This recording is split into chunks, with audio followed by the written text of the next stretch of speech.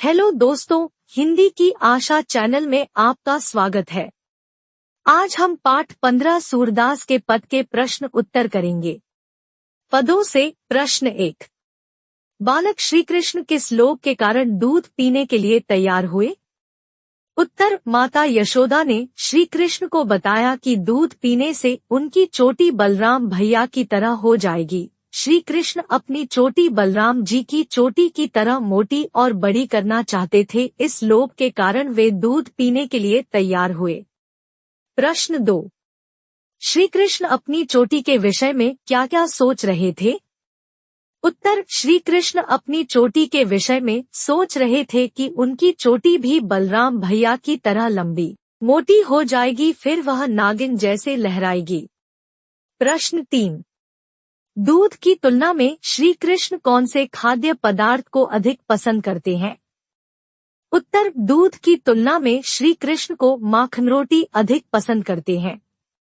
प्रश्न 4। तैही पूत अनोखी जायो पंक्तियों में ग्वालन के मन के कौन से भाव मुखरित हो रहे हैं? उत्तर, तैही पूत अनोखी जायो पंक्तियों में ग्वालन के मन में यशोदा के लिए कृष्ण जैसा पुत्र पाने पर ईर्ष्या की भावना व कृष्ण के उनका माखन चुराने पर क्रोध के भाव मुखरित हो रहे हैं, इसलिए वह यशोदा माता को उलाहना दे रही है। प्रश्न 5। मक्खन चुराते और खाते समय श्री कृष्ण थोड़ा सा मक्खन बिखरा क्यों देते हैं? उत्तर, श्री कृष्ण को माखन ऊंचे टंगे छींकों से चुराने में दिक्कत होती थी, इसलिए माखन गिर जाता था तथा चुराते समय वे आधा माखन खुद खाते हैं व आधा अपने सखाओं को खिलाते हैं, जिसके कारण माखन जगह जगह जमीन पर गिर जाता है। प्रश्न 6। दोनों पदों में से आपको कौन सा पद अधिक पसंद आया और क्यों? उत्तर, दोनों पदों में से मुझे पहला पद ज्यादा पसंद आया, जो कि सूरदास जी ने भक्तिरस में डूबकर बाल सुलभ व्यवहार का मनमोहक चित्र प्रस्तुत किया है, वात्सल्य रास की सुंदर अभिव्यक्ति की है। बालक श्री कृष्ण का अपनी माँ से शिकायत करना बड़े सुंदर ढंग से बताया गया है।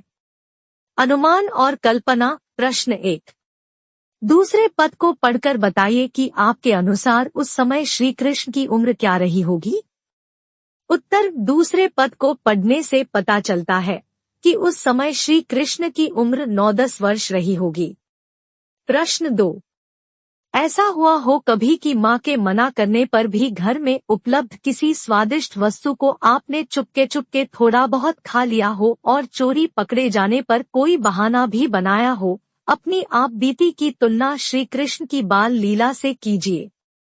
उत्तर, मेरे यहाँ फ्रिज में मिठाइयाँ रखी थी। मेरा ध्यान मिठाइयों में लगा था कि कब मौका मिले और मैं मिठाइयाँ चोरी से खा सकूं। मुझे रात में यह मौका मिल गया। रात में मेरी आंख खुल गई। मैंने चुपचाप फ्रिज खोला और जी भर मिठाइयाँ खाई, पर मेरा दुर्भाग्य कि रसगुल्ले का रस गिरकर मेरे कपड़े पर लग गया, जिसे मैं रात में न देख सका। मैंने लाख बहाने बनाए कि मैंने मिठाई नहीं खाई, किंतु मेरी चोरी पकड़ी जा चुकी थी। माँ से 2-4 डांट पड़ी, पर मिठाइयाँ खाने का लोभ मैं नहीं छोड़ पाया। मौका मिलते ही घरवालों से छिपा कर मिठाइयाँ खा लेता हूँ। इस तरह बाल सुलभ चेष्टा के कारण चोरी से दूध माखन खाना न श्री कृष्ण छोड़ पाते हैं और न मैं। हम दोनों की चेष्टा एक सी है। प्रश्न 3। किसी ऐसी घटना के विषय में लिखिए जब किसी ने आपकी शिकायत की हो और फिर आपके किसी अभिभावक, माता पिता, बड़ा भाई बहन इत्यादि ने आपसे उत्तर मांगा हो। उत्तर, मेरे घर से कुछ दूर ही आम का बगीचा था। एक दिन जब दोपहर में घर के सभी लोग सो गए तो मैं बगीचे में चला गया। अभी मैंने 3-4 आम ही तोड़े थे कि बगीचे में सो रहा आदमी जाग गया और मुझे पकड़कर पिताजी के पास लाया। घर आकर माता पिता ने ऐसा करने के लिए डांटा। हाँ, वे तोड़े गए आम जरूर खाने को मिल गए। धन्यवाद। पढ़ते रहिए, बढ़ते रहिए।